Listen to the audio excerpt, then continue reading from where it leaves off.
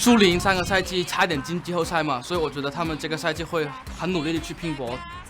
打 BLG 的话，他们中后期比较厉害嘛，我们中后期运营需要加强，然后能终结比赛就可以战胜他们。或者这边是没有闪现，反手想换，边境这边杀够吗？差一下，就是差一下。狼星这个差一下真的要命啊！苏宁前期猛如虎嘛，我们只要能顶住就能赢。希望对面的阵容能让我选一下快乐湖南，快乐一下。 처음보는 챔피언을 롤에서 처음 보는 챔피언을 볼 수 있게 됐어요. 我是一个偏进攻型的打野，尽量在帮助队友的前提下去入侵对面。我们最大的优势是中野，我们中野有2套阵容，也有不同的打法，所以中野是关键点。我觉得 AJ 打游戏的话，没有他穿女装那么好看，肯定一定会去上路照顾 AJ 的。希望新的赛季大家一起好好加油。感觉队伍实力都差不多，就看临场发挥吧。 因为这个版本的套路都特别多嘛，我们要想起更好的套路去来套路他们。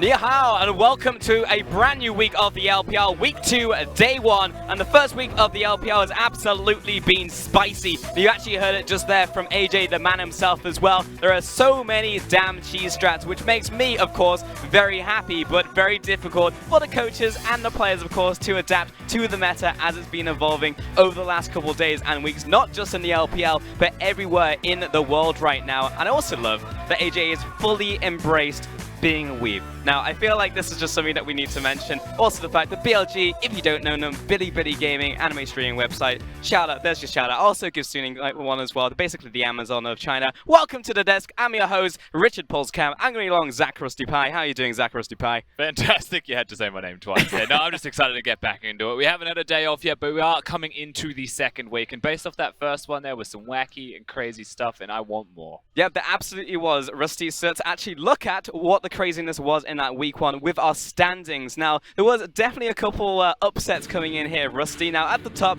seems relatively normal. You've got Rogue Warriors up there along with Invictus Gaming in the Eastern Conference, Suning as well just behind them, and JD Gaming, who actually, spoilers, took down RNG yesterday. Now, at the same time, Snake on their early trajectory. We'll see if they can actually continue that throughout the split. But then at the bottom, what's that? WE down there? RNG down there? Yeah. What's happening, Rusty? I mean, a couple of teams have only played 1, some have played 3, so it hasn't really panned out too much just yet through the standings. But what we have seen, the craziest thing that we have seen so far is that last night, Beijing, the opening game, we saw JD actually take down RNG. Yep. Yes, we did. That actually happened in their home arena in their very first game as well. The curse has continued. Sure does. Apparently, you cannot escape it even if you are the champions of MSI and indeed the entire world. So, speaking of RNG, we actually have them playing later today. So let's go ahead and take a look at our today's schedule. Now, we've already spoiled it just a little, but RNG will take on LGD in their home stadium once again in Beijing at the end of today. And then starting it will be BLG and Suni. You just heard both the teams both talk about it as we headed on to the show. Yeah, one of the more early versus late game style clashes that you'll see. Perhaps the ultimate version of exactly that now. First set, the second one, RNG. They want to bounce back, and LGD will probably want to kick them while they're down, maybe find that second victory. Hey, this is the possibility for them to do so. Imagine getting 2 early wins for LGD. A team like LGD would be phenomenal for them actually heading into cross-conference when it gets much harder, then back into the own conference where there's time for them to adapt to the teams they played the first time around. I mean, that and RNG are going to be a slow to start team as well. The curse may be there. You mentioned this before, but it might be a fresh slate from RNG starting now. You have to lose your first set. The curse continues. And RNG are a slow to start team. Yeah, very true. It's just like, maybe I feel like MLXG at Lee's jungle might be a little too slow. Maybe it's a couple of years too far back. But I do actually want to talk about some of these weird picks and actually some of the duos we've been seeing in this current meta, because it has very much been a hot topic, not just in our league, but every league around the world. So since the LPL started a lot of it off, let's actually take a look at some of them. Now, we're actually going to list all the champions we're going to be talking about here, including the duos. And we are going to start off with the one right here. It is the classic with Taric and Yi. Now, this isn't the OG, but it is the classic. It's not the OG. The original is actually Kale with the Master Yi running around working together. That was the booster strat that you know and love from solo queue. This is the first iteration of that, where you have the Taric now going towards top lane in solo queue, and one step further when it comes to competitive. They're no longer just freezing waves, catching waves in the top lane. They're moving around together more so as a duo through the mid lane and the jungle specifically. So competitive already iterated on it. Yeah, for sure. I mean, this combo is very scary just in terms of item spikes. You get to one, that's scary. Yeah. But when Yi hits Guinsoo's as well, it's like, well, might as well just FF. So very strong power points on this team. Yeah, very big. One item spike is all it really takes to get the victory for this particular duo. Ardent Sensor for the Taric, and then the Guinsoo's Rage Blade after your jungle item for the Yi, and they just start to pop off. The risk with this combo is if they get a kill before that stage, the snowball starts even sooner. They are a very dangerous duo to deal with, and they even synergize well as champions above all else. It's the fact that Taric is the ultimate support for Master Yi, has the Alpha Strike with the stun combo. They're able to work together brilliantly to find those initial starts of the fight, and that's enough time for Master Yi to get the 4 procs off on the auto attack, get the reset going, and find those kills. And of course the heals, the shields, the ultimate, it's all there. Oh yeah, getting dove before the 10-minute mark is definitely not something you want when you have a duo lane Yi in the mid lane. Bit of a tongue twister there, but it's not that you can't shut it down whatsoever. We actually saw WE here with the Graves and the Braum actually being able to bring a new combo to the table, which handles it quite well. Exactly right. Of course, you're seeing Snake here. They got the kills, and then suddenly it backfires in their face, and that is the risk with this duo, right? It's one thing to get the snowball. It's one thing to be able to get the lead. We saw it be very successful in the LCK, but it was against a combo that had no crowd control. So WE coming to this game, they've got it on, they've got a Braum, they lock you down. There was nothing really that the Yi was able to do, so it can absolutely be beaten. Yeah, now Rusty, you call these guys the brawlers. They very much want to get in there. It often means that your mid laner is going to be playing the Braum itself, but hey, for a team like WE, that's absolutely fine for Sheer. And this is the combo that beat the Master Yi that you just saw as well. Braum and Graves working together. Not as simple as the one before it, not as simple as the classic. It's actually more about brawling and going into the enemy jungle. This duo is very strong from levels 1 to 5, and if they get ahead, equally as strong, if not more so, at level 6 when they get those ultimates available. The way you play this two is that you go into their face, you clear mid lane, you pressure them, you skirmish constantly. Then you find them in the jungle, you skirmish again constantly. Yeah. Braum and Graves work together in brilliant harmony to find those picks. And nothing really in the game can match that 2v2 skirmish unless you're drafting just to stop them from getting the win. Exactly, and we've actually got the WE players right here because I feel like the WE and the Snake game was very much a masterclass in these duo combos. I mean, to be fair, some maybe that only Snake can pull up, but we'll get to that just a little bit later. Let's move on to the next duo, which is, call it whatever you want. We call it Karnu, what was ours? Nufus, Cthulhu was another good one, so we'll decide on the name later. But the Blood Boil Bombardier, which is what you're calling it, Rusty. Yep, you don't get a say in this one. I'm naming it today, so we're calling it the Blood Boil Bombardier duo, and that's what it's going to be. It's about hard farming this particular duo. You don't necessarily, like the Graves and Braum, want to be finding and fighting your opponents in the skirmishes. To me, a lot of this duo is actually just about getting the tempo, still clearing really, really fast, similar to the one before.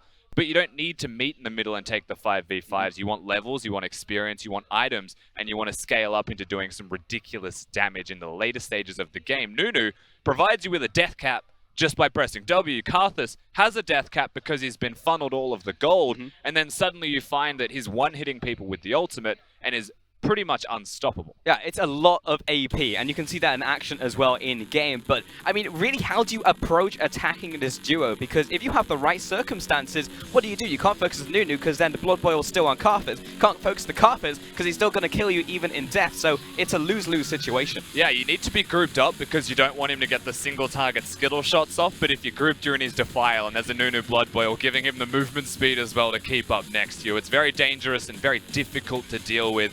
You can see even with the ultimate as an afterthought, if he doesn't die, to get the follow-up kills. And if he does die, then you can't really fight on the Defile. He's still got the ultimate available, and the zone control that he has is honestly unreal, and they scale so well. Yeah, there's literally no running away from the Karthus, which is probably the scariest thing about that one champion. Now, there are ways to play into this, though. In fact, we just saw it in that clip right there. There was a Taric playing into this, and hey, you pop Requiem, Taric pops his Cosmic Radiance, boom, you've got an instant counter, so there are ways around it. Yeah, that particular duo doesn't actually have a very high win rate. It's struggling quite a bit to get those leads and get those victories, and a big problem with this, something that we're seeing fairly consistently, is it takes too long to really come online, get the items, get to 20 minutes, and most teams are losing before that 20-minute mark. So naturally, it's not the easiest thing to get rolling. And Taric Yi in the LCK, the first game of the LCK, just bodied it. There's no crowd control to stop a Yi with that duo. They don't have CC, so you can just run at them very easily. For sure. I mean, at least to me, it's a bit of a trap card duo. It's just like, hey, you're on blue side, and it's just like the enemy doesn't have any way to shut down Karthus Nunu, lock it in, and then at that point, you're like, what do we do with our final pick? You know, is there a way for us to slot in like a Taric, something that is able to defend us in fights? But you're right.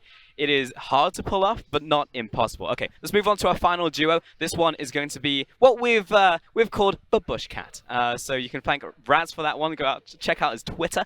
But this is Ivan and Rengar. Now, Rusty, I'm not sure how many teams can necessarily execute this, but when we've seen it in action, Yeah. very entertaining. It's exciting to watch. This duo doesn't really seem like an intuitive thing at first, right? You've got your Caitlyn Ivern, your standard combo, and everyone knows that Rengar can jump out of Ivern's bushes, but why would you see this go into the mid lane jungle as a specific duo? And what we noticed from Snake, they're the only team that has played it in the world, they've played it twice now, is that they control the mid lane through denial of vision by placing Ivern bushes down. So one next to the turret. Is a Rengar in that bush? Well, we can't definitively answer it.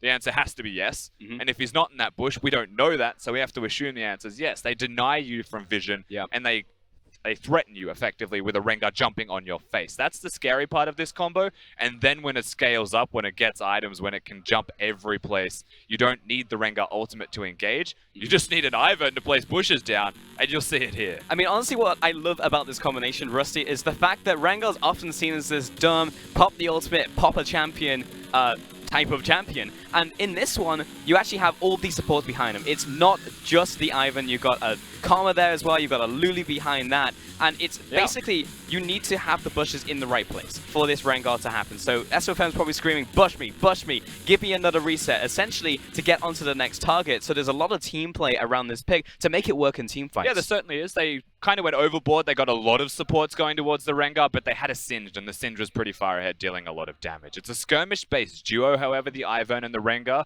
and that's the risk with it. You have to commit to the skirmishes, and you kind of have to get that early lead, because you need to blow up carries, right? If you don't have the threat of killing a carry, then you're not sure why you're that combo at all, when you could have an actual ranged hyper carry doing the Rengar's job. But Snake, I mean, they've nailed the cheese. They've got it down, and they made it look very good. I mean, hey, you heard it from AJ just then. He was just like, this is a matter of cheese right now. So, of course, I'm very happy about it. But it is very difficult to constantly innovate over and over and over again. And yes, we've seen this out of Snake, who is probably the most innovative team in the LPL. But we've also seen, like, Suning, even Vici to some extent as well. We're actually getting a bunch of teams really diving into the deep end. So, all right. We've got all the duos. We've seen them all the way, each one. Which one do you think is the strongest? Which one do you think is rather the easiest to draft into a composition that isn't just like, we're going Karthus Nunu, oh, we lost the game? So I will say that Taric and Yi is the easiest one for drafting reasons to put into a composition. We've seen a lot of Master Yi bans through every league globally as well. Taric just fits into the compositions well. So I would put Taric Yi at number 1, because there's no real other duo that can stop that particular one from popping off, unless it's a mistake, or the team composition with a Graves and Braum is the only one that we've really seen be successful. So Taric Yi, number 1. Number 2, I would have as the Graves and Braum. Now, it hasn't seen a lot of success, but I think the problem is the compositions working around it. You're trying too hard to funnel everything into a Graves, when you can just give him extra resources and then have a second carry on the team to put in the rest of the work. So that'd be number 2. Okay. And for number 3, I have Karthus Nunu, because I'm not putting Rengar Ivern in this list. That is a Snake-specific draft. If another team picks it up, I will then consider putting it in the list. Sure, yeah, not enough tape on that one so far, really, to make a good educated guess. I do think that we'll maybe see a bit more Ivern by itself. I know Frost was telling me about that one, so we'll actually maybe see that champion by itself. But that makes for now. That makes sense for now. So let's go ahead and talk about some of the individual champions. So what champions have been catching your eye that haven't necessarily been in duos? I'm just going to name a list of individual champions that we may see more of, and we have seen once or twice already, that just needs to be in the back of your mind. They're not set duos like the ones that we just named. The first one is Kayle. She could go everywhere. She could do anything. We know that she's the original with Master Yi, so that's just something to keep in the back of your mind. Very adaptable champion that you may actually see running around. Lucian is someone that we're seeing a lot of, but we might actually see it with a Braum going into the jungle. Don't discount that as a possibility. Tristana has been seen in the jungle once or twice and is running through solo queue right now. You've got Mordekaiser that has been played in mid lane with a Shyvana. That was a duo, but we've seen Mordekaiser Graves. The Mordekaiser hasn't been successful right now, but people are still experimenting with that. They're just an extra couple of champions for you guys to think about at home if you wanted to play some. Oh yeah, I'm definitely going to be keeping my eyes peeled for that one, get that one down in Chinese solo queue. But we are going to move on to our best of the Rift for our first week of play. And it feels like some of these names you probably guessed already. You've got Doinby in there, SOFM, the guy who's definitely been shot calling some of these picks and bans for certain, Jackie Love, Mako, and now Xiao Ao moving into the top lane. Maybe you haven't been following Suning, but this guy has turned into a real star. Xiao Al has been incredible. He is a player to look at when you look at Suning Gaming for sure. Of course, SOFM going alongside him in the jungle role. These individuals that you're seeing on this list have had incredible weeks, but Xiao Al is like the #1 must know this player if you didn't before. When Knight has disappeared from Suning Gaming, Xiao Al has stepped up. And Xiao has really just exploded into the top lane. I remember last split, his coach was very proud of me saying, definitely, Xiao Ao top 3 top lane. It was like, hang on, I'm not sure if that's necessarily true. And then he showed it was true later on to the split, and now he's actually taken names. And you can see a couple of trends here with these teams, particularly on the top side for the best of the Rift for week 1, and that is the innovative teams.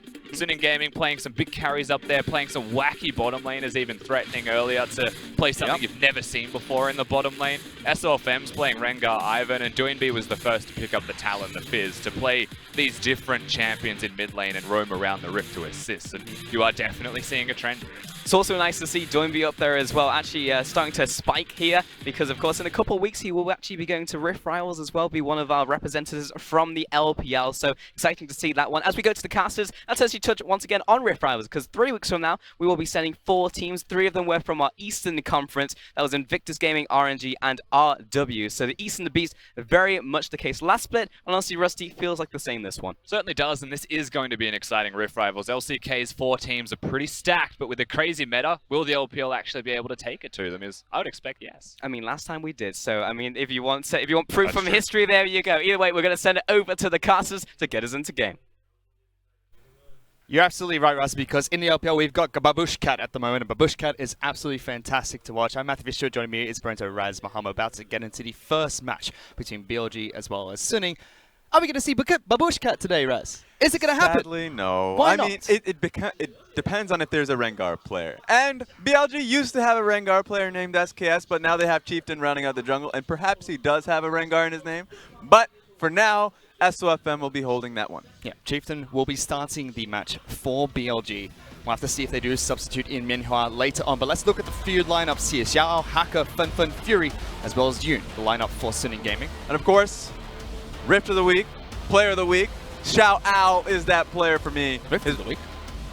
He's owning that Rift, all right? Come on now. So, yeah, Xiao Ao has been phenomenal, kind of holding the mantle ever since Knight has not been showcasing any in the first week. Hopefully he comes through, but for now, Xiao is holding down the Rift. Which is a big question mark for Suning, and we'll talk about that mid lane pick later on. But for now, BLG's starting roster. Amazing J, Chieftain, Mole, Jin Zhao, as well as Rogue. There is the potential of Athena, as well as Mianhua, stepping in for Game 2 or Game number 3 if BLG choose to. But let's get straight into Champion Select. SNG taking out BLG. Zoe, Camille, as well as Rise. The first 3 bans have come out from Suning.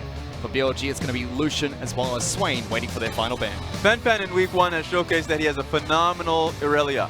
So banning out Zoe, you'd expect that the Irelia would be a primary first pick here. Yep, he played it twice in their match against Vici. Then the Champions he's played is Darius, which is the final ban coming out from BLG. Zoe ban coming up from Suning, that's been their #1 ban and their first ban throughout this split. BLG as well, a team that don't like playing or playing against Zoe. They ban it out 50% of the time, and it's banned against them 50% of the time as well. Vladimir, the first pick coming out from Suning. 3 roles in which you can place Vladimir. We've been seeing a lot more in the bottom lane, so Fury can pick it up for himself. Now, Fury has been comfortable playing against it, and he's picked the Swain to do so. So he is one of the only bottom laners that have picked Swain to go up against, so now that it is banned, he's decided to pick it up himself. But Suning's bottom lane has been playing mostly bruisers and mages. Vladimir was played by Fury last time they picked up the champion, and the only 80 carry that Suning have really played is Kennen, which is not an orthodox 80 carry. Current meta dictates that you don't necessarily need them in the bottom lane. For BLG, however, they've played nothing but 80 carries. We'll see that clash in the bottom lane later on. However, BLG lock in both Nocturne as well as Irelia as their first 2 picks. Immediately, you can just see BLG's prioritizing the backline dive. So you get to see the Irelia, Nocturne, great windows with Nocturne once he pings 6. We got to see what EDG could do with that Nocturne pick. Immediately 6 goes towards the bottom lane. So I want to see what BLG do, and if they do prioritize Jin Zhao and Rose lane. Also curious to see what Hacker's going to be picking up as his jungler of choice. For now, locking in Xiao Ao's champion of Dr. Mundo in the top lane. Stop it. You feeling a bit sad today, Raz? I don't think we've been sad about this match. We're not going to see the curse of the sad mummy anytime soon. Plenty of junglers left open. Suning decided the one to go to is going to be Graves for Hacker in the jungle.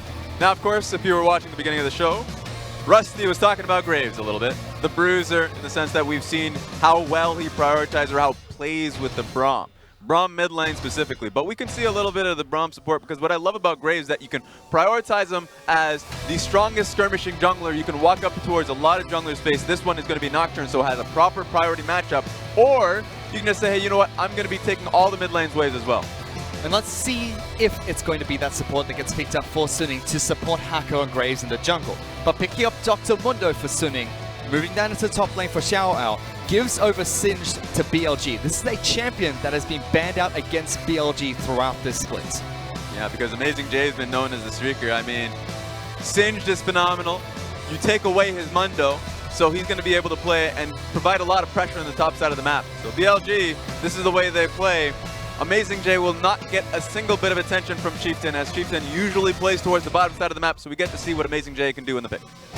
Mundo normally goes where he pleases. Let's see if he decides to chase Singed during this match. We'll check in with that top lane matchup because there's a lot of differences between Xiao Ao as well as Amazing J. The last two bans have come through for BLG. Fiddlesticks as well as Alistar being taken away. Two support bans at Yoon. Morgana, one of the bans from Suning, waiting for their final ban against BLG. Yeah, we still haven't seen what BLG want to source in their bottom lane. That Aurelia can go bot just because of how flexible she is, but I want to see what Jin Jiao could do with Yasuo or with a primary AD carry. Because remember, Lucian has been banned out. If they want to, that is, they can go towards a Xayah pick here and try and have the range versus Vladimir. Which is probably what they're going to do, because Jin Jiao has only been playing 80 carries for BLG. They've yet to throw a Bruiser or a Mage in the bottom lane as one of his picks, going towards the Kai'Sa, Lucian, as well as Xayah, even Kog'Maw when he wants to. We'll have to see what his pick is going to be, but it seems like Shen is going to be his support of choice on the bottom side of the map. Suning now have to show what their last two picks are going to be. Could be the Braum pick. This could still be for the mid lane being picked up by Funfun, or could still be a bottom lane support for Vladimir. Potentially even picking up two supports here and throwing an SOFM or Snake style team composition. There we go. I mean, Hacker has been a lovely early pressure jungler. If you give them the Taric and Braum and it gets locked in, that's all the resources in the mid lane that's going to be pulled in towards Graves. So that primary pick that we've seen at the beginning of the show when Rusty was talking about it, it's going to be played here today. Fen-Phen and Hacker will be rolling up together. Unless if Fen-Phen is going to be playing the Vladimir. So it doesn't... I want to see what champion he plays, but it's definitely going to be Taric or Braum in the mid lane. Yep. It should be Fury picking up Vladimir. That's their go-to player to pick up the champion, with Dr. Mundo going onto the top side of the map. That would put Fen-Phen into a supportive role.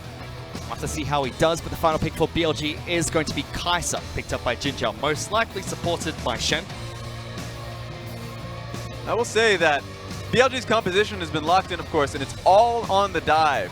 Shen, Nocturne, we've seen this globally, consistently. People fear it just because if you are a squishy support, a squishy carry, you will get blown up. The follow-up from Shen Taunt is way too strong, and so you already see the Aurelia, and now Kai'Sa is the last pick to just round it all up. This is super strong if you get ahead. So it's going to be on Suning Gaming to keep BLG behind with the early pressure of the Graves. Let's see if they can. Graves most likely going to be paired up with Braum in the mid lane, being played by Suning's mid lane. So they're not going to run Taric in there, instead looking for the synergy between the passive of Braum and the reload that Graves has to dish out during these small skirmishes in the mid game. And really relying on Hacker as well. He's going to be one of the focus points for Suning to farm up a Storm, potentially be that late game threat that we see Snake commonly use with SOFM. And what's fun about the LPL, because this is great that Hacker is now manning the Graves with incredible amount of pressure, because he's been a phenomenal carry jungler. So I get to see what he can do with the added resources that Fen-Phen will be pulling into him. He's been a phenomenal jungler, as you mentioned, for Suning. Unfortunately, we're not going to see their star mid laner of 9 play. He was fighting for Rookie of the Split. I know that you had a big verbal battle with Frostgrin about who deserved that Rookie of the Split. Knight looked very strong, however, and it's unfortunate that starting this split, he's been having contract difficulties with Suning. We're yet to know how those have been going. We're yet to know if it's been resolved. But it's going to be Fen that starts and has been starting for the past few games. Yeah, Fen has looked much stronger than he did the first time round when we first saw him on the Rift. He was just known as the Galio player because in anything else he would be losing out in lanes consistently, but he's had a strong week 1. Well, he's been playing bruisers mostly in the mid lane for Suning. Now moving into a supportive role, trying to help out Hacker instead of getting the help from Hacker. Let's see how that works out for Suning. Currently 2-0. BLG 1-1, dropping a game earlier on in the first week of the LPL, but they've been looking strong so far. Let's see how these two clash. We head on to Summoner's Rift for game number 1.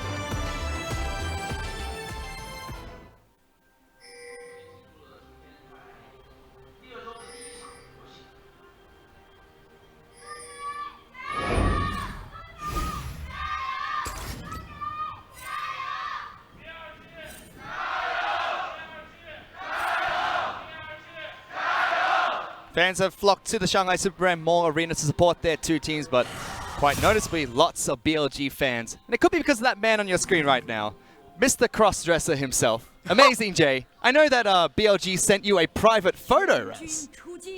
Now, wait a minute. Who told you that? You told me this, Raz. No, I didn't. But he has been putting on a few different costumes. It's the anime team. BLG, a big anime streaming website, Suning, a big e-commerce website. And they clash here today. Already a quick invade coming out from BLG. 4 members going up against Yoon. Lethal Tempo gets procced by Chieftain. Ooh, he's fast. They're just making sure they push him away from that red buff. Moving in and stealing that away from Suning's jungle. Hacker as well, Chieftain. Oh, sorry, Fen doing the same thing. Very strong response coming in from BLG because around the globe, Graves and Braum is super strong in invades. You cannot contest it. If you try, you will lose out just because of the kite back capabilities. The range, the stun, way too good. So the fact that BLG recognized this, didn't contest it of course, but also just decided to swap sides, and now Nocturne's going to be able to get full experience on the bottom side of the jungle immediately, is really good for Chieftain. An aggressive trade coming out from BLG keeps them slightly ahead. Hacker will have the assistance of his support in the mid lane. Very curious to see what Mole is going to be able to do on this Aurelia, because normally we see teams try to either push in or use another 2v2 strategy to deal with this composition. Not so much a bruiser, but a big taunt does come out in the bottom lane as BLG hit level 2. Road is able to lock down Fury. Jin Zhao puts out a decent amount of damage, knocking him just below half health.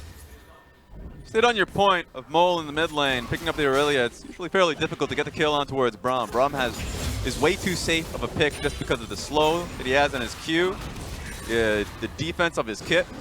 So even though Mole's been doing quite well on the Aurelia pick, shouldn't have the pressure to basically pull him back. So especially once Hacker joins the lane, when this massive wave is going to be pulled into the tower, it's going to be a 2v1. It's a nice wave for him to pick up. Chieftain's going to try and hold it just off the turret. Oh, Hacker no. still dealing with that last wolf. No! One more will be enough, but it resets. That actually might be devastating. Now has to go back. He has to kill that wolf, then move into the mid lane, which Fen is still trying to hold for him. My goodness, Fen took quite a bit of damage. I would say the only thing that's good for him is that Nocturne shouldn't be able to take advantage of that. Should be able to heal that up properly with the potion that he has. Doesn't take too much damage, doesn't lose too much mid lane. But Oh, wow. Xiao going aggressive against Amazing J. Forces both flashes from the top lane as cleavers are slowing down the Singe. So the #1 rule in League of Legends is you can't chase the Singe. Amazing J gets away. Yeah, at the very least, Xiao's happy, and he's taking note the fact that Amazing J just doesn't have his flash. So burns his flash, and even though Xiao's flash is down too, which is kind of sad, but remember, it's much more impactful because Amazing J doesn't get the pressure from Chieftain ordinarily. Chieftain plays towards bottom lane, and Hacker plays towards top side. So Xiao should be able to take use of that. The slow that he has, Amazing J has to watch out for the possible 2v1. He certainly does. And we were talking about this top lane matchup, Raz. Amazing J going up against Xiao Ao. Xiao Ao has been looking like one of the best top laners in the league. He was one of the players of the Rift in week 1. Had a very good start for Suning. And no, Amazing J is not necessarily known as that star player for BLG, not one of the best top laners, so to speak. He's been a solid top laner for a roster, and one you can always rely on when it comes to BLG's games. Yeah, in fact, I would say that both of these players are the identities of their team, correct? Because BLG is a team that is so strong in terms of team fighting that it is an Amazing J team because he's been known as the consistent tank team fight top laner, still has the highest damage taken of top laners currently because he is just a brute in a lot of these cases. So that's what's amazing about the contrast between both of these top laners, is because it's Xiao that has the highest experience difference doing incredibly well for himself amongst top laners. Gold difference, damage, all of that, he tops it. Amazing J falls behind in the early game throughout all of those metrics because he takes a lot of the pressure while BLG focuses bottom lane so he can come back strong in the team fights. I mean, a good stat for Suning is the fact that all of their players except for the support share about 21% of the gold on the map, which is quite even for a team. But Xiao dishes out the most damage, racking up 32% of the team's damage share per game on average, which is a crazy amount for a top lane, especially when you've seen quite a few tanks being played on the top side of the map, even with him playing Dr. Mundo here in the first match. Yeah, and that just comes down to the fact that he trades pretty heavily in lane, has the freedom to do so with Hacker's constant pressure topside. So damage in the lane and in team fights once he's pretty fed. So that's the identity that Suning Gaming have. It's catered towards Xiao Al, which a lot of newer viewers, especially people coming in from the LCK, are surprised based off that, knowing Fury's past. That Fury is usually known as the stronger team fighter. Will be feeling the damage. But we see a big fight in the bottom lane, sorry Raz. Fury is in trouble, forced to use the Sanguine Pool, flashes away, Chieftain goes through, picks up first blood. BLG capitalizes the gank in the bottom lane. You can see how strong these ganks are in terms of BLG's pressure. So Road gets proper taunt, and it comes out like that. So Fury now does not have flash. He's going to come back to the lane losing this amount of experience. Actually, he can TP into this one. So it's going to have to be Yoon holding the wave.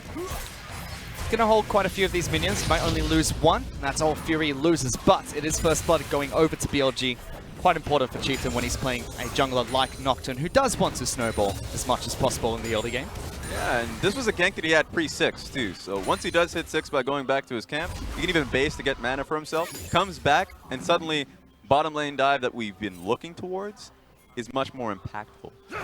So we'll just have to watch out and see if that's going to be the case and what Hacker does to counteract that. Yeah, what are we watching for Hacker to try and do? Because we can see the differences in these team comps. Hacker has the support in the mid lane, holding farm for himself. He's 30 CS ahead of his opposite jungler in Chieftain, picking up as much mid lane farm as possible. Suning also not using an AD carry, going with Vladimir being picked up by Fury. Whereas for BLG, standard lane setups, Bruiser in the mid lane, traditional jungler as well as an AD carry on the bottom side of the map. What is it Hacker's going to try and do to disrupt Chieftain? Well, he should be looking to time his buffs, and I think he's done a poor job at just that. So this is looking back at the past. You can see Hacker now looking into his red buff. That's because he's lost complete timing of that buff. It all started based on level 1 when Chieftain started bottom side in his own bot side jungle, and they didn't utilize the pressure that they had mid lane to place down wards on Raptors, so they didn't know a Raptor's timing, and so they didn't know of their own red buff timing. So, which is actually quite odd because they're the ones who took that buff first. So they're just lagging behind and what the Graves can achieve early on. But he's still being able to farm up a Storm here, Raz. Still picking up 86 CS, the highest in the map at the moment.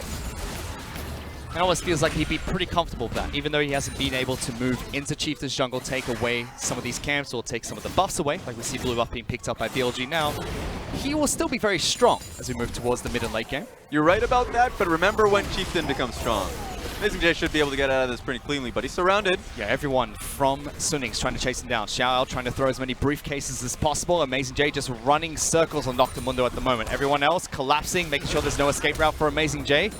Can he find a way out though? Fenfen's here, throws out the ultimate, gets the lockdown, even a smoke screen at all by Hacker, gets the assist. Xiao Ao finds a kill in the top lane. And he could have bought some time by going through 2 towers, but he didn't see the Braum coming through. So that's the one member that he had no eyes on. Either way, buys enough time for his team to get Dragon, so there's at least some pressure being had in the opposite side of the map. Yep. It's able to draw so many people towards the top side of the map that BLG, with an already dominant bottom side of the map, pick up a Dragon for themselves. Mountain Dragon is the first one. And they're still putting a lot of pressure onto both Fury and Yoon. They're not falling too far behind here, Raz, but BLG have pushed in this lane over and over again. Yeah, and this is where my worry comes in, because as we made a mention of Fury not having flash because of the earlier fight, bottom lane should be a point of contention. Nocturne has been playing in that side. He's been level 7, so he hasn't really gone online yet, utilizing his ultimate, but he was just waiting for Mole to come back into the lane. So now Mole pushed out, and I expect Mole to be tag teaming with Chieftain to get bottom side vision before he actually looks for a dive bot. So you're saying that this is what BLG are trying to play for. Move towards bottom side of the lane, get Mole down there as well, go for that 4-man dive. Yes, but here's the worry for me, because they need to make it a 2v4 dive. They need to have eyes on where Hacker and Fen are at all times, because it's actually fairly difficult to dive Taric and Vladimir for obvious reasons. The pull from Vladimir, the ulti that he has to sustain after surviving for quite some time, and of course Taric ultimate. Whereas, we'll check on that later on, Raz, because Amazing J is proxy farming again. This time Hacker as well as Fen are chasing down, even using an exhaust to try and mitigate some of the damage and make sure it's difficult for Amazing J to escape. Flash is being burnt, but Xiao Al is right behind him. Another kill in the top lane, taking down Amazing J once again. And this time there is no benefit from BLG's side. Dragon's already been taken, Nocturne's top side, and the bottom lane of Road and Jin Zhao were just coming back to lane. So at this time, this is pressure that Amazing J had that is useless. Almost begs the question, why was Amazing J even there in the first place? Now BLG going to try and capitalize in the mid lane as well. Looking to see if they can lock down the jungler. Hacker in trouble, but it's Fen that falls first. BLG find a kill in the mid lane. Look at how low this tower is. So they might just go for it. There is no wave behind them, so this is just 3 minions. It won't go down from this alone unless if they're willing to tank it. Actually, they might be no, able I to can do it. Gets fairly low. Mole's going to be able to pick that one up. First turret goes to BLG, and crucially, the mid lane turret as well. So that was just really good timing, being able to get the dive when the wave was coming in. And with the amount of pressure that Mole had in this lane, nets them an 11-minute mid lane tower. If they actually get this, the Rift Trail does well, and they're not going to be contested for it. I'm really worried for Sinning Gaming. TP, not online for Xiao Al, and the bottom lane is going to be a major target with now Fen, or at least Mole, free from the mid lane. So it didn't seem like Amazing J got too much from proxy farming this second time round. First time they got a dragon, but they catch them rotating back into the mid lane. Go for a dive, take down mid lane out of turret. Chieftain goes to Rift Herald, gets Rift Herald buff for himself. He's still here, Raz. Incredible. I mean, is that one way to lock down Xiao Al? Just make sure that he can't leave his turret no matter what? Definitely locks down Hacker as well. So at least for this strategy, Hacker feels pressure to be topside, or at least this is going to keep happening. It almost feels like it makes sure that BLG's bottom lane, which was already winning, can continue to apply as much pressure as they want. But it's currently Suning that are pushing it. Fen disappeared into Fog of War. Hacker did the same thing, moved into his jungle. So Jin Zhao just farming underneath his own turret for the moment. And just sitting on the fact that you're talking about locking down Xiao Al, remember his kill participation right now is highest amongst top laners. So the fact that he's not going to be able to help the bottom lane without losing waves is a pretty interesting strategy that Amazing J is going to be able to force Xiao Al to play to.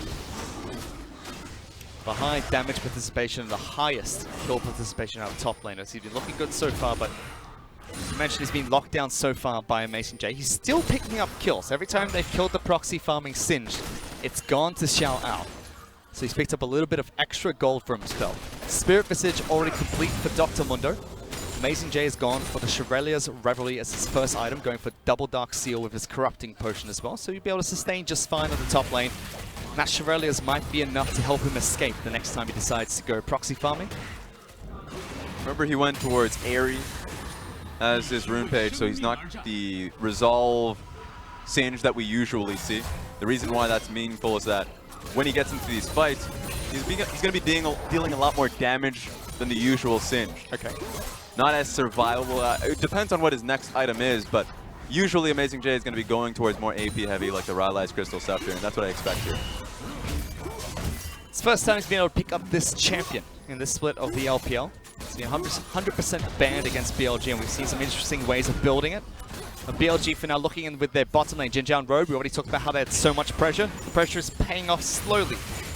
That bottom lane outer turret getting fairly low. A couple more pushes should be enough to take that down. BLG already lead on their turrets. Yeah, and BLG right now have a pretty significant pressure advantage. Mole pushing this one in, and Fen and Hacker just coming back from base, so they have to clear this one out. Makes it so it's incredibly easy for Mole and Chieftain to start to place meaningful control wards in this area. And it seems like they're trying to set up for what you were talking about earlier, Raz. Chieftain and Mole both waiting in Fog of War. You can see Chieftain hovering around the dragon, especially. Either waiting for Risk Scuttle to spawn as it did just then, or potentially staying in paranoia range to get into the bottom lane. And this really will show the attitude or mindset that BLG have in this lane.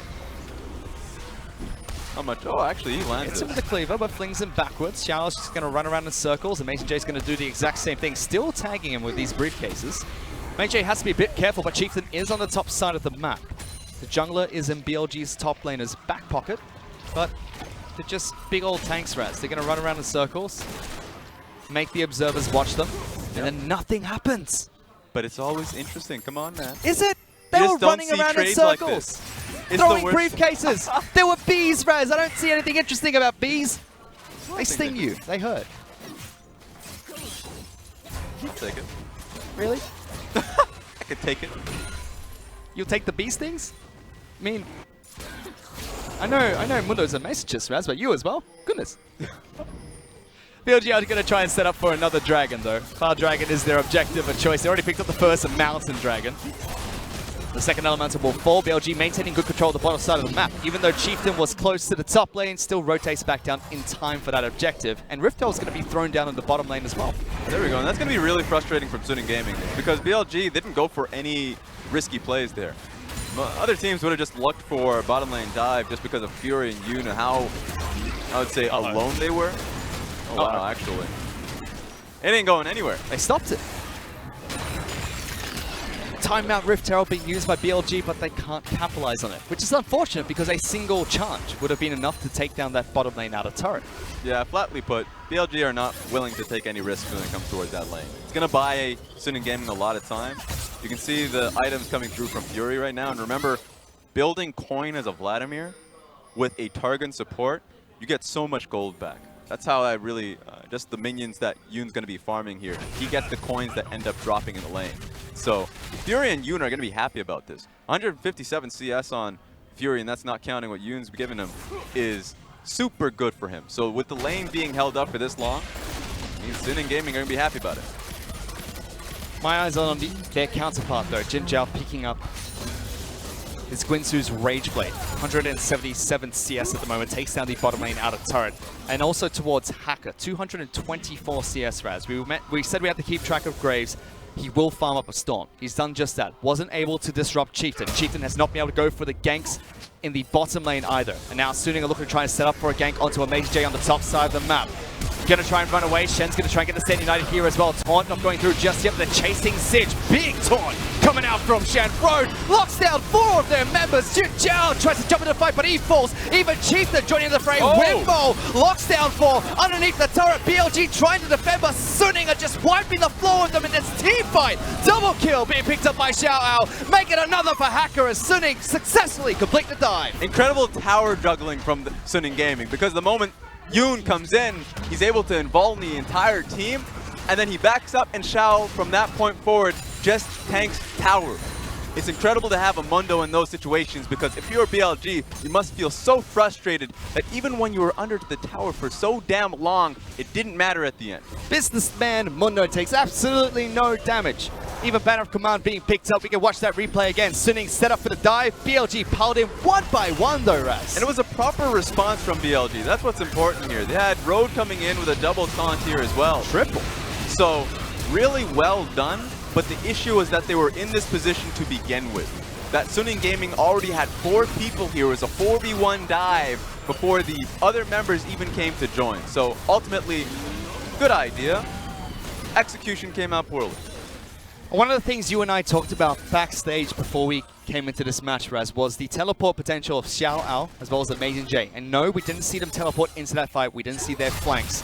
But we'll touch on that later, because they are trying to lock down Dr. Mundo. Pops his ultimate, looking to run away. Chieftain wants to collapse, but he's taking so much damage. This Doctor's got to be careful. Graves throwing out the ultimate for down. Businessman Mundo has a meeting to attend. And that's going to be with Nocturne's death. Takes him down first. Mole forced to blade slash away. Battle of Command being used by Xiao Ao just to continue pushing.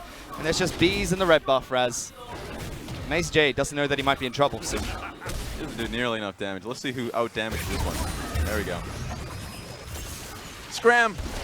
Well, thank you for the red buff, says Finfin. It's not every day your support gets it. But now it's just getting real frustrating for BLG. They're trying their hardest to get a player across the map. They did not see Hacker coming in from behind them, so of course, Xiao Ao, tanking 3 people, decides not to run away. Now to try to collapse with AmazeJ. He might be a tanky Singe, but he gets locked down. Still trying to run. But Fury's ultimate pops. They take down AmazeJ in the mid lane. He is just the target at this point in the game. 20 minutes in, just about, and he's 0-4. It's not been a good game for AmazeJ, and a lot of it comes down to the fact that the first 2 deaths, sure. That dive, and then now he's holding mid lane alone. It's just BLG unprepared a lot of the times for the the grouping that Suning Gaming has had. BLG are trying to take some small objectives across the map while this is happening. Jin Jiao takes down a turret on the top side. That equalized the turrets for a brief period of time, but the inner turret in the mid lane falls, and Suning increased their lead, about 3,000 gold up now. This was Xiao Ao's gang, so to speak. So many members collapse, and he's so tanky. Look at the pathing of Graves and Braum as well. So yeah, he's tanky, he could run away, but he gets the communication from Fen and from Hacker that they're on the way. You can see how squishy Nocturne is, so the fact that at this point of the game, Nocturne is not ready to fight because he's got the lethality build, and he's getting run down by Xiao Ao, that's real worrying. He's very, very squishy as well. Xiao has a lot of AoE damage from his Burning Agony all the way to the Balmy Sin that he's picked up as one of his items. Difficult to deal with, and he's 5-0-2. That's a scary Dr. Mundo. Yeah, we said that BLG as a team, they needed to be ahead of the pack. They needed to find place to snowball. At this point in time, Chieftain, who is he going to Nocturne ult? There's absolutely no target here. No. Braum, perhaps, but that's real difficult because he can W away. Bottom lane, Vladimir and Tarek ain't going to happen, and I ain't going to even talk about Mundo. So his only option is going to be Hacker, and Hacker has gotten his Phantom Dancer, so he can outduel him. Hacker is also the star of the show. 271 in CS, 2-on-5 in his kills so far. Being paired up with a Braum, as well as a Tarek and a Vladimir to boost all his damage and take away some of the pressure when he goes into these team fights. Yeah. Difficult for BLG to go up against. And now, it's all about Suning just trying to continue to keep up this pressure. The dive in the top lane started the ball rolling. Got a big dive, took down turrets, got a few kills here and there. Counted the pick onto Xiao Ao. Now the ball is in Suning's court. It seems like a difficult task for BLG almost to find a way back to this match now. Yeah, they should just utilize Shenton, Singed, Flick, just to find any opportunities to get either Hacker or Fen to get back into the game, because team fights right now are not an option. Suning Gaming should slow this one down because they need proper vision control deeper into the red side jungle. So pushing out mid lane, having at least one member, they can send out anyone on the top side of the map just to clear it out and push it up. So they can actually put deeper wards there and start to play around Baron. That should be the name of the game for Suning Gaming. Well, they're still split pushing. Xiao Ao's going up against Amazing J, and this Singed is in quite a bit of trouble. Xiao happy to dive underneath the turret, throw briefcases wherever he can. And Amazing J slowly losing too much health to continue going up against Xiao Ao. Does drop his own Banner of Command that was used by Road to help him against this split pushing Mundo, but Xiao should be able to take down this turret. Yeah, and he has a Banner of Command himself, so if he is able to stick around for the next wave, not going to need it for this tower, but if he continues to split push, the next tower, the inhibitor tower, is going to have some problems as well. So right now, BLG are on a timer. And this might be what they try to do to make sure the timer lasts a little bit longer. Desperate Baron. In the words of St. Vicious, it never fails, Raz. They're in Fog of War. Darkness being used by Chieftain. This should send warning signs to Suning. But Baron successfully snuck by BLG. That could be the play that brings them back into the game. That's what I love about BLG, known as the Miracle Team, and being incredibly creative. They net themselves the Baron, and it's going to be on Suning Gaming to find skirmishes to actually continue on with their lead. It's not that long of a game. Remember, 2K gold lead for Suning Gaming is not that much, so I wonder what Suning Gaming are going to do to try and wrestle this game back. No, it's not that much of a lead, but they definitely look stronger when it comes to these 5-on-5 fights. Now, BLG, they found that miracle. They found that play. It wasn't through a pick as we expected onto Hacker or someone like Fury. Instead, it's through the sneaking of Baron buff. They, unfortunately, lost a bottom lane in a turret during this time. But now they have the chance to use this Baron buff to call back to the game. I'm curious to see where they're going to attack. And it seems like Fury, who's split pushing the top lane, might be the first avenue of attack for them. Yeah, I think Fury is the easiest one to look for. They're going for it. Trying to. Shen, ultimate's coming down as well. They flash forward. They don't lock him down. Taunt comes through. Mole locks him down and gets the kill as well. BLG find the pick. Yeah, a few plays before, they've been trying to get on towards Xiao Ao, but he's way too damn tanky. So if you're going to find yourself in a 1-3-1, which they should be doing, Fury is the next target. Doesn't have flash for himself now, so they can go back towards that play. And they still have Amazing J split pushing on the bottom side of the map. No Banner of Command for the Singed. Rylet's Crystal Scepter as well as Cerelia's Reverie has been picked up. But Banner Minion in the top lane, going to continue pushing, and now BLG are pushing for some turrets. I think at this tower, if they want, they can send, I guess a lot of them are going towards the mid lane, so they can get that mid lane push as well, and at the very least, cover their bases. Going for the safe plays again, Raz. We saw this from BLG throughout the early game. Not risking anything, not trying to throw any dangerous paranoia Nocturne ultimates, especially for the early turret dives against Suning. But picking up the Scuttle Crab, picking up the easy top lane in the turret after the pick onto Fury, and allowing Amazing J to continue split pushing. Yeah, and I would say that right now BLG's comms should be allowing Jin Zhao to just get his items. Right now, wants to be able to get his Rabadon, his Death Cap. So as long as he's got those 3 core items for himself, then he's going to be dealing a lot of damage towards the tanks that are being flying at him. So as long as Jin Zhao is valued here in this composition, then they should do quite well in team fights, as long as Shen Taunt ultimate is there to protect them. Is that their win condition now? Get Jin Zhao a couple more items, get him scaling into the late game, and hopefully, hope that he can take down the tanks, or the front line of Suning at least. Yeah, that would have to be it. I would say that they don't want to still fight, so they should still find a way to put Aurelia and Singed in side lanes, and then see if you can have Jin Zhao tag team with Chieftain to find the Vladimir in side lane. So it should be push mid, and then look to rotate as a duo to get a 3v1 opportunity. Well, they're keeping Amazing J in the bottom lane against Xiao Ao. Everyone else grouped up in that mid lane. Mole goes back to base, picks up a couple of items for himself. We do get to check in with the gold differences. 3,000 is the lead that Xiao Ao's been able to pick up in the top lane. In the jungle, it's 4,000, or close to 4,000, going to Hacker. Of course, a big disparity in the mid lane, however, is it is a support Braum, so most of his gold was transferred to his jungler, but everywhere else is fairly even for the 2 teams. Yeah, so it's just a super efficient way to just buff up one soul carry. Yep. And jungle has never been, let's say, the lane to, or at least the role to funnel resources into, unless if you have a style of jungler that can do that. I know Snake has been a team that has always found a way to get SOFM ahead of the curve and pick him a carry jungler. For Hacker, for him, he's just more so he takes the resources that he can get from the farm, tries to gank as much as possible, but he tries to be efficient with the waves or farm that he can get. But now in this new patch, he has waves that he can get consistently through mid lane. We get to see what Hacker can do in team fights. What I love from Graves as a jungler is that SOFM, when he picked it up for himself and went through the same strategy, went towards the crit build at the end of the day and got himself Infinity Edge as the last item. So he is super scary when he goes up against squishier champions, and BLG has quite a few of those. We're seeing very different builds from this Graves in the jungle with support mid. We've seen the lethality build come out, the crit build from SOFM. Now Hacker going for more of a tanky build. Mercurial Scimitar, Black Cleaver, as well as a Phantom Dancer being picked up with the Warriors Enchantment. Still 1 item left to go. Curious to see what Hacker will decide to pick up. We talked about how BLG, their job is to try and sit back, relax, let Jin Zhao scale into the late game as far as possible, and they don't want a team fight. How does Suning force these fights? Is it for them to try and take objectives like Mountain and just hope that BLG want to contest it? You've got to see if you can get a proper Braum ulti on a member. I would say it is difficult overall for Suning Gaming to force a fight. They only got a rush down composition, and if they can get proper flanks, so that means pushing mid lane, being creative with the wards that you do place, because you have 2 members with TP. Vladimir's an excellent flank. Same with Mundo. So those are ways to go about it. It just depends on who you find as a target. I'd say Jin Zhao is an easy one to go for.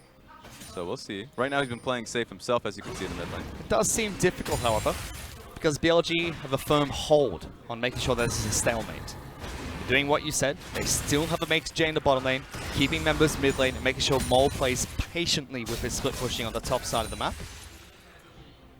A couple of teleport wards are available for Suning. They do decide to go for that flanking TP play you were talking about. We were trying to talk about that earlier, because Xiao Ao as well as Amazing J, both incredibly well known for their teleports. But now we're seeing players like Fury, like Jin Zhao picking up teleports. In fact, the first big skirmish that Suning won under that top lane outer turret was Jin Zhao teleporting into the fight and immediately dying. Yep. That's what I've loved ever since MSI, that we saw the Ezreal TP coming through, because Prey has decided that that's just going to be meta. And it was incredible to see, because it changes the way communications end up rounding out, because it's top laners primarily that have to learn how to communicate with the team, and so you'll have an eye on the minimap at all times to see if they have the map awareness to get the TPs across.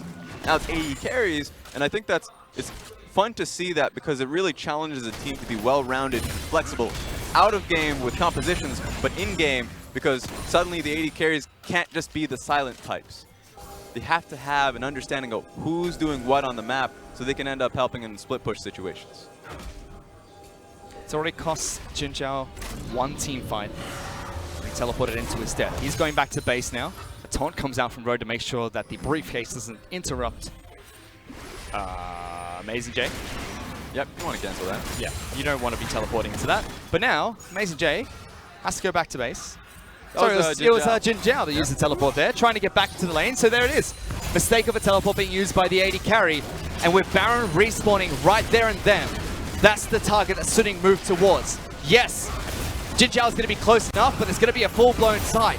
Paranoia comes out of Chief. They're looking to try and jump in for the steal. They go for the fight. Doesn't hit points. Taken away. Chieftain has stolen the Baron. Back at BLG. Get out alive. They kill the jungler. Jin Zhao's trying to run away. Amazing J forced the flash as well. Gets a nice slow. But Hacker's killing everybody from the side of BLG. Road's in trouble. That's a double kill being picked up by Graves. BLG get the Baron, but they lose 3 of their members. My God. You know what that means? That inhibitor is going to be taken down. I wonder if that's going to be a game. 40-second death timer on Mole. They look like they want to base race this. Suning, they only have to deal with an inhibitor turret and an inhibitor. Jin Zhao is now going to go back to base. Teleport coming out from Amazing J as well. Double Banner of Command minions ready for Suning to try and push this one through. 15 seconds on Chieftain, Rats. Is this enough for BLG to hold? Yeah, this is impossible. Chieftain is going to be the one that comes up next at 10 seconds, but that's not enough time. They're trying to, but both turrets of the Nexus have fallen. Jin Zhao doing what he can, but what he can is not enough. Suning find an opportunity. They push for the win. Take down BLG in game number 1. One fight. So well played from Suning Gaming around Baron. And it all started on that one mistake TP. You know where the AD carry is now. That's all you need in terms of information because they blew up the Baron so quickly and forced BLG to team fight without the members there and ready. This was their first real test as well. And it still is their first real test in the summer split of the LPL. Taking down Vici 2-1, then LGD 2-0. Suning now have to go into a crazy week 2. BLG, then RNG, and Jingdong as well. That's their schedule, but they're looking strong in their first match in the best of 3 against BLG. Executed their strategy fairly well. Yeah, real strong game here. It was looking real rough at the very beginning. You can see. It was very close. It was very close, and when you're challenging a team like BLG that are known in terms for their team fight, and the members of Chieftain and Mole rounding out the mid lane jungle duo, really well played from Suning to make it so their own mid lane jungle is also buffed up. Strong game from Hacker. Xiao Ao really showed up in team fights. So team fighting seems to be the name of the series here. It certainly is, and BLG might have to rethink their team composition because we saw Chieftain go towards Nocturne in the jungle. BLG played very safe throughout the early and mid game. So we never really saw those paranoid ganks. We never saw the 4-man dive in the bottom lane. And when it came to the team fights, all he could do was dive in and immediately got blown up by Suning. And you know what? I'm just going to criticize BLG here. What the hell happened in the early game? They had that mid lane turret very early on. They had a Rift Herald that they took. Why did they not try and force the bottom lane tower? That's my only question, because that could have blown this game wide open. You have an AD carry that can siege, and even though people will criticize Kai'Sa for having low range is better than no range. And that's what Suning Gaming had here. So I would have loved to see them at the very least take use of their early game lead. Whereas for Suning, it's felt like, you know, they don't have that much range, Raz, but they've got a Dr. Mundo who doesn't really care. They just ran to that top lane turret. They were able to take down that top lane inner turret, and that started the snowball effect for Suning Gaming. To break down that first match, let's send it back to the analyst desk. Thank you, Fish, and I guess we'll answer that question that Raz posed, which was, what the hell happened?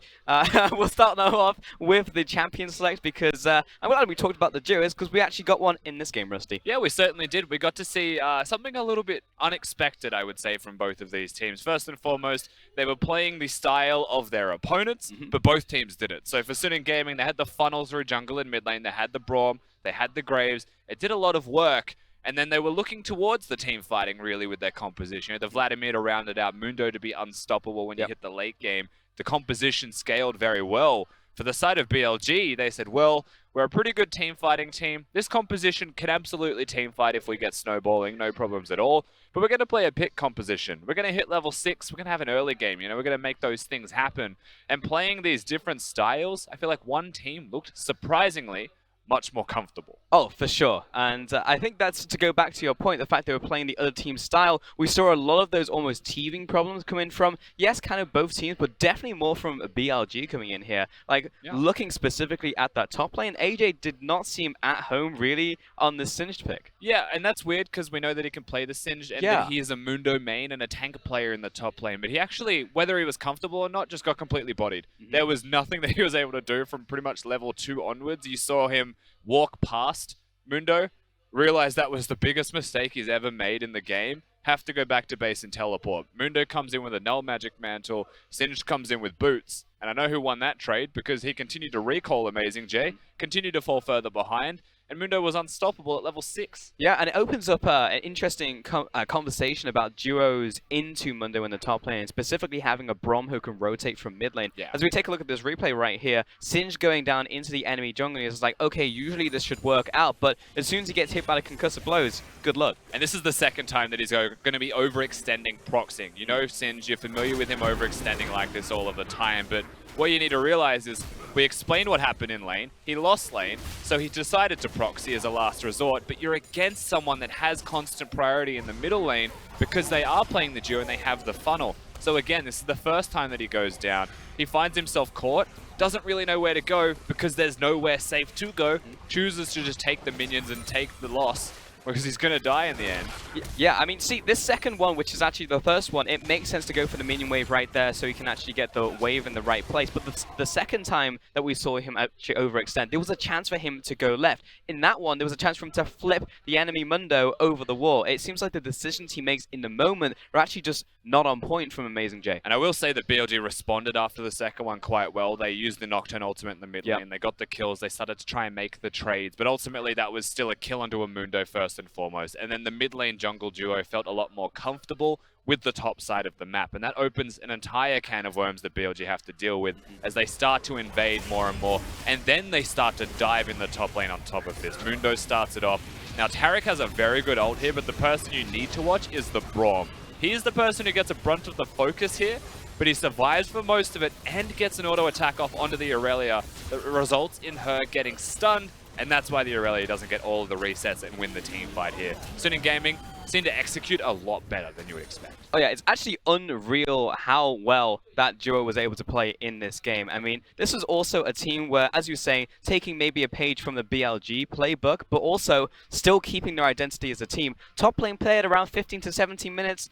You bet your money they're going top lane. They did that. Top lane gets fed. Mundo gets out of control. That was a 4-kill Mundo to 0. He walks into the bot lane and it's like, guys, we've got to pick. Wait, it's Mundo. Should we actually do this? 1v3. Let's count how many seconds. So far it's been 6. He's still by himself. And then what happens, Rusty? They get all of the kills. We were watching this happen and you were like, I think he's going to get out. And I immediately responded with, I think he's going to kill them because it's a pretty big Mundo and you need to respect that. But, you know, that stage 4-0 became 5-0. Just water under the bridge. Mundo was already too large and no one was going to stop him, and that felt like desperation. BLG, after that mistake, actually reconciled quite well and got themselves the Baron, but it wasn't their game to win. And frankly, Xiao just played well from start to finish. I mean, in that laning phase, 1v1 against the Singed and then on the Mundo itself, meaning he will take our man of the match in this one, 5-0 and 5 on that Mundo. Didn't change his KD necessarily from that bottom lane play, but didn't need to because he was just unkillable on this Mundo.